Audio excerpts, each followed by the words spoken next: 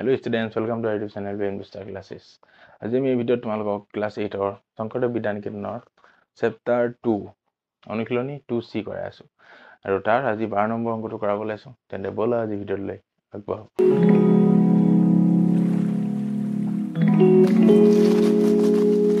12 নম্বৰটো চোৱা, ঊৰ্ধ্বক্ৰম মানে কি?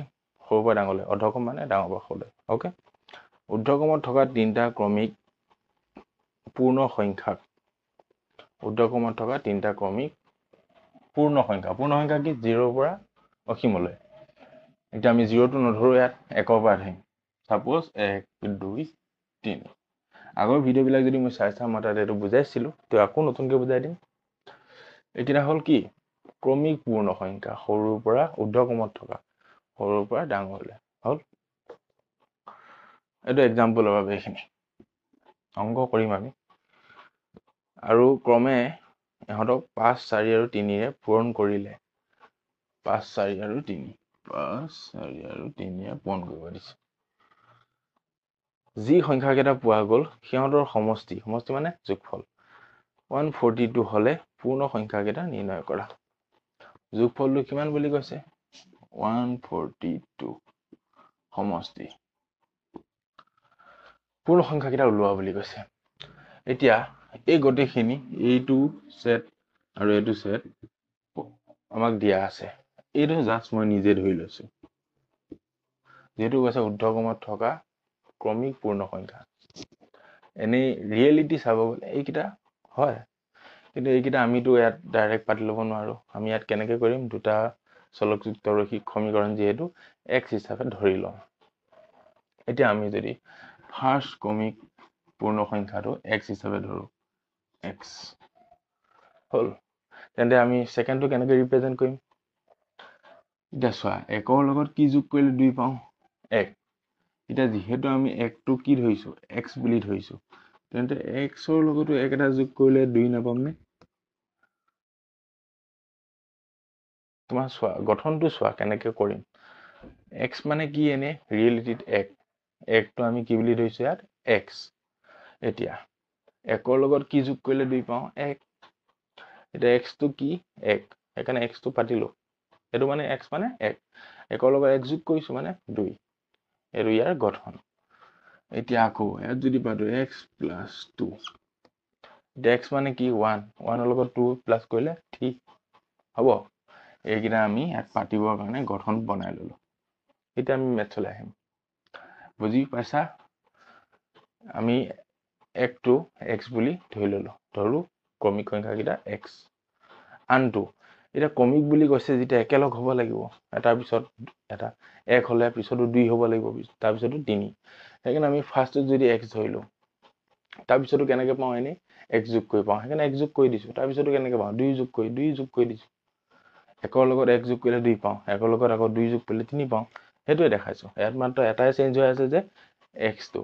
x ৰ সলনি আমি 1 ধৰিছো কওঁতে, ইয়াত ধৰিছো x কিয়নো ইয়াত আমি সংখ্যা লিখিব নোৱাৰো। 1 টো আমি x বুলি ৰিপ্ৰেজেন্ট কৰি লৈছো। হ'ব, ধৰি লৈছো। সেইটোৱে। এতিয়া ধৰো ধুনীয়াকৈ লিখিব প্ৰশ্নত থকা নিচিনা, ঊৰ্ধ্বক্ৰমত থকা ক্ৰমিক পূৰ্ণ সংখ্যা কেইটা হৈছে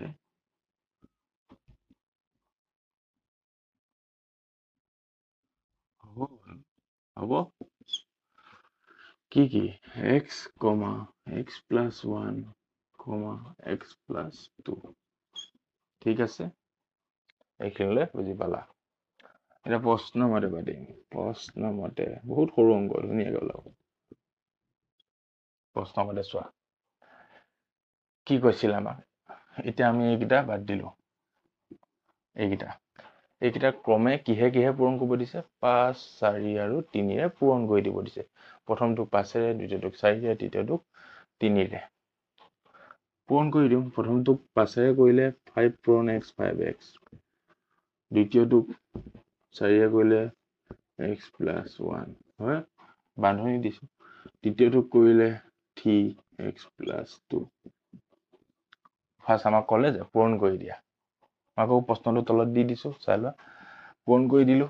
তাৰপিছত কৈছে ইহঁতৰ সমষ্টি মানে যোগফলটো যোগ কৰি দিয়ে। কিমান বুলি কৈছে 142 সমান চিন আহিব নে 142 শেষ। এতিয়া কৰি যোৱা আৰু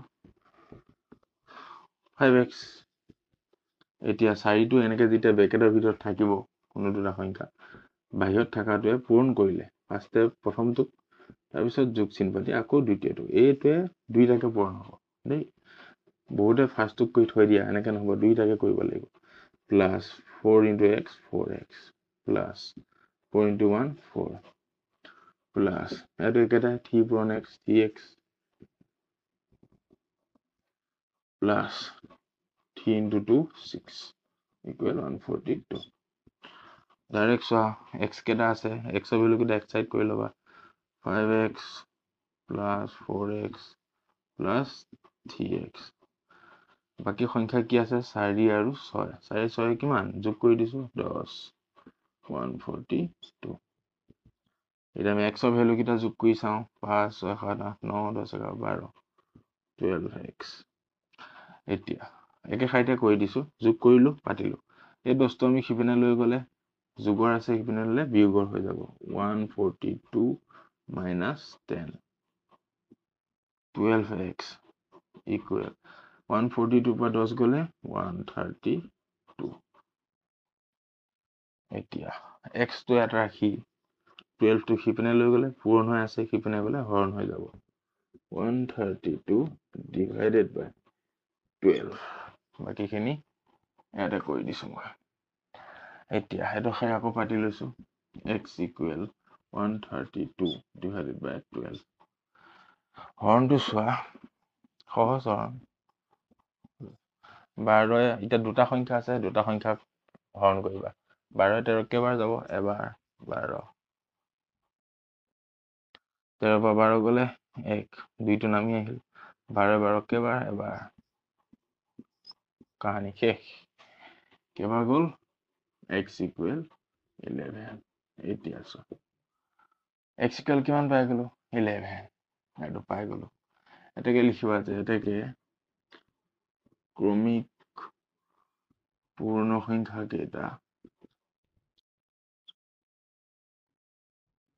কেইটা হল আখৰ ধৰিব নোৱাৰিলে মই কৈ গৈছো তাৰ পৰাই লিখিব লব পাৰিবা ঠিক আছে x প্ৰথমটো হল x x কিমান পালো 11